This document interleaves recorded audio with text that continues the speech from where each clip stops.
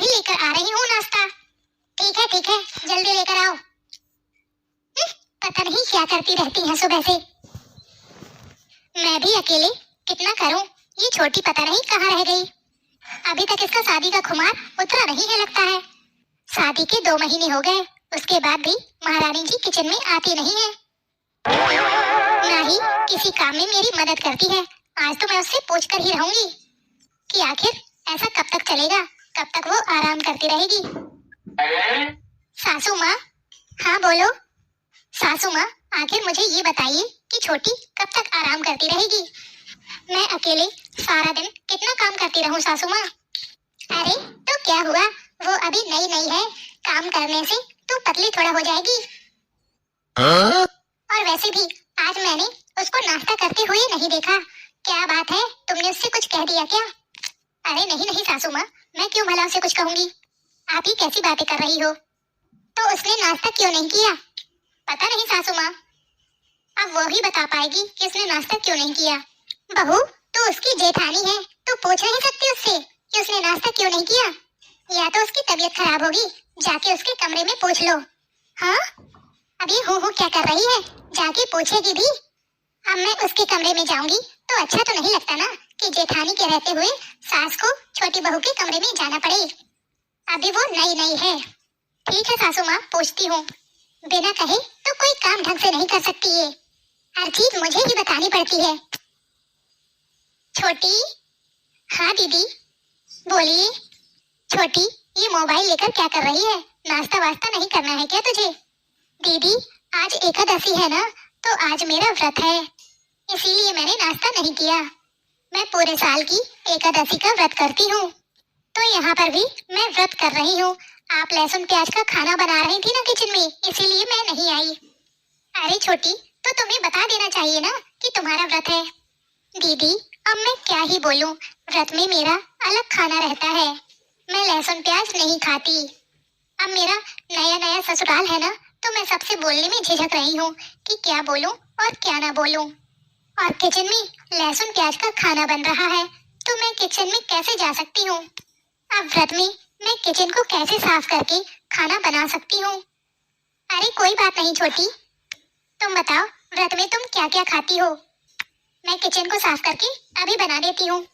दीदी अगर आप बनाना ही चाहती हो तो कुट्टू के आटे की पूड़ी बना दीजिएगा और साबूदाना की खीर बना दीजिएगा। और हाँ, मेवे का हलवा तो बनाना मत भूलना।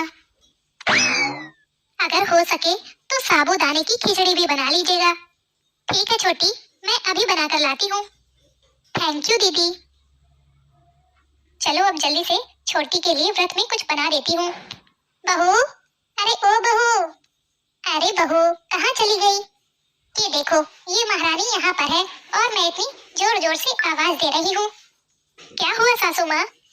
बड़ी बहू, तुम्हारा ध्यान कहाँ रहता है, मैं इतनी जोर जोर से आवाज दे रही हूँ और तुम्हें सुनाई ही नहीं दे रहा। वो सासू माँ, मैं साबूदाने की खिचड़ी बना रही थी ना, तो इसी वजह से मुझे आवाज सुनाई नहीं दी। क्या, साबूदाने की खिचड़ी? बड़ी बहू तो बहुत चटोरी होती जा रही है, अभी थोड़ी देर पहले सबने नाश्ता किया है, अब तो साबूदाने की खिचड़ी बनाने लगी। अरे नहीं सासू माँ, ये मैं अपने लिए नहीं बना रही, ये तो मैं छोटी के लिए बना रही हूँ। आज छोटी का एकादशी का व्रत है ना, तो उसी के लिए खाना बना रही हूँ। क्या, व्रत का खाना? हाँ सासू माँ, आज उसका एकादशी का व्रत है। सीखो जरा सीखो, अपनी छोटी देवरानी से ही सीखो। आज तक तुमने अपने मन से कोई व्रत नहीं किया होगा, और देखो कितना पुण्य कमा रही है छोटी बहू। तुम तो नवरात्रि का व्रत तक नहीं करती हो, और उसे देखो एकादशी का व्रत रहती है, तभी तो उसे मेरे जैसी सास मिली है। अब मुंह बनाकर क्या खड़ी है? मेरी कुछ सहेलियां आ रही हैं, उनके लिए चाय नाश्ते का इंतजाम करो। ठीक है सासू माँ। हेलो, हाँ माँ बोलो, फोन किया था? हाँ बेटा, मैं कब से फोन लगा रही हूँ तुम्हारे पास, हमेशा नॉट रीचेबल बताता रहता है। क्या हुआ माँ, कोई जरूरी काम था? अरे नहीं माँ, मैं तो मोबाइल में गेम खेल रही थी, तभी आपका फोन आया तो मैंने सोचा कि बात कर लूं। और बता बेटा, घर में सब कैसे हैं? सब ठीक है माँ, आप बताइए, वहाँ सब कैसे हैं? यहाँ भी सब बढ़िया है, और तुम बताओ, तुम्हारी जेठानी और सास, उन लोगों के क्या हालचाल हैं? क्या सास और जेठानी, उनके बारे में आप पूछ रही हो? हाँ बेटा, क्या हुआ, कोई बात हुई है क्या? सच में माँ, एक नंबर की बेवकूफ जेठानी मिली है मुझे। जानती है माँ, आज मेरा मन था व्रत का खाना खाने का। जरा सा मैंने जेठानी से झूठ क्या बोल दिया कि आज मेरा एकादशी का व्रत है। वो तुरंत व्रत की थाली बनाने में जुट गई, जबकि सासू माँ ने आज चने की भाजी और बाजरे की रोटी बनवाई थी। आपको तो पता है ना, चने की भाजी मुझे बिल्कुल भी पसंद नहीं है, इसीलिए आज मेरा खाना खाने का बिल्कुल भी मन नहीं था। बस माँ, इसीलिए मैंने जेठानी से थोड़ा सा प्यार से बोल दिया कि आज मेरा व्रत है, मुझे व्रत का खाना खाना है दीदी। तो वो तुरंत किचन में चली गई मेरे लिए व्रत के लिए खाना बनाने। इतना सारा खाना बनाने के लिए सच में माँ, ससुराल में ऐसी बेवकूफ जेठानी होनी ही चाहिए, तभी तो खाने में मजा आएगा। बैठे बैठे सब कुछ मिले तो बात ही अलग है। मेरी जेठानी तो बड़ी हो या छोटी, सबसे उनकी मनपसंद का पूछ पूछ के खाना बनाती है, किसको क्या खाना है। फिर चाहे रसोई में खड़े खड़े उसकी टांगें ही क्यों न टूट जाए। बीमार हो जाती है माँ, फिर भी दवा खा खा कर काम करती है। उससे तो चाहे जितना काम करवा लो। और पता है माँ, सासू माँ तो जेठानी को अपने पैरों की जूती समझती है, उन्हें दबा कर रखती है, ढंग से बात भी नहीं करती है, और मुझे तो सिर का ताज बना कर रखती है।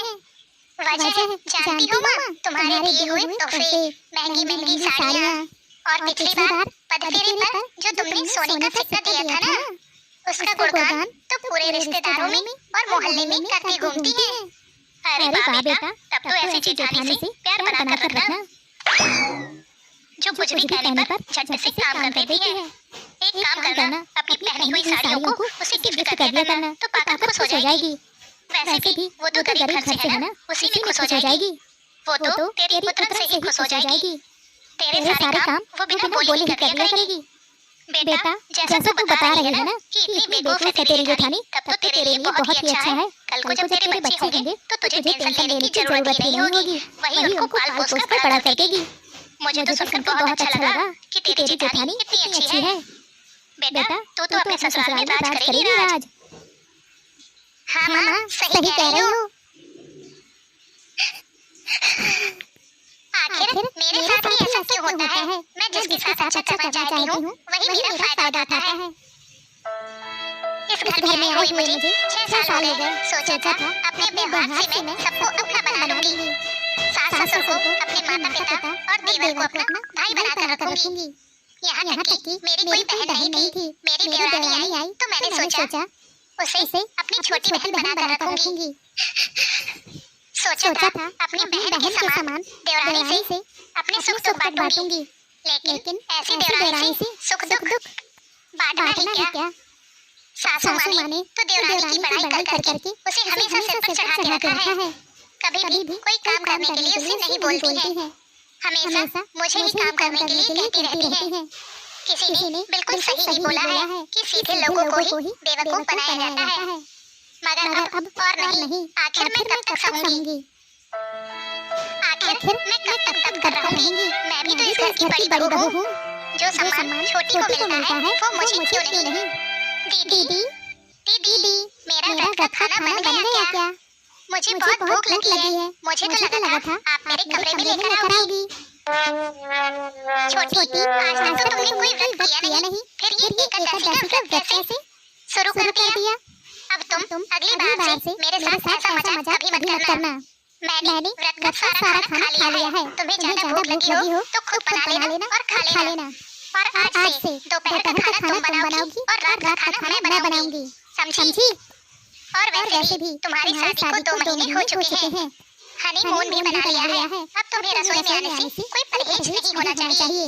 ये बड़ी बहू को क्या हो गया? इतनी जोर जोर से क्यों चिल्ला रही है?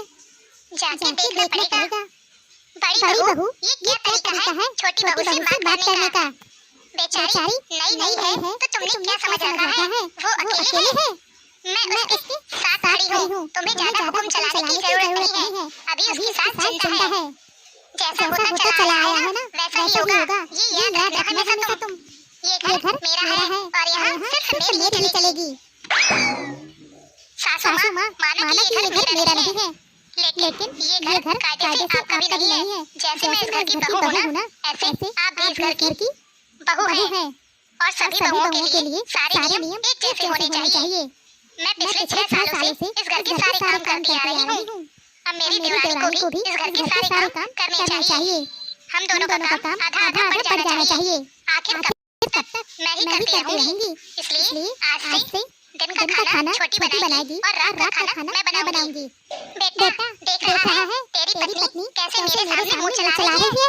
बेटा तू अपनी बीवी को समझा ले, वरना मुझे 2 मिनट नहीं लगेंगे इसको घर से बाहर निकालने में। घर के नियम कानून बदलने चाहिए। माँ मानो तो सही कह रही है वो। उसकी एक एक बात बिल्कुल सही है। जब काजल और नीलू दोनों इस घर की बहुएं हैं तो उन दोनों का फर्ज है दोनों को मिलकर काम करना चाहिए। मेरे तो ये समझ में नहीं आ रहा है कि लड़ाई किस बात की है। माँ इतने सालों से आपकी बड़ी बहू ही आपकी सेवा करती आ रही है। आपकी सेवा में उसने कभी कोई कमी नहीं रखी।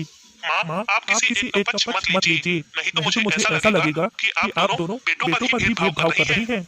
आप अपनी बहुओं के बीच तो भेदभाव रखती ही हैं। और वैसे भी माँ इस घर की पूरी जिम्मेदारियाँ मैं ही निभाता हूँ। मोहित जो कमाता है वो 1 रुपया घर में नहीं देता है।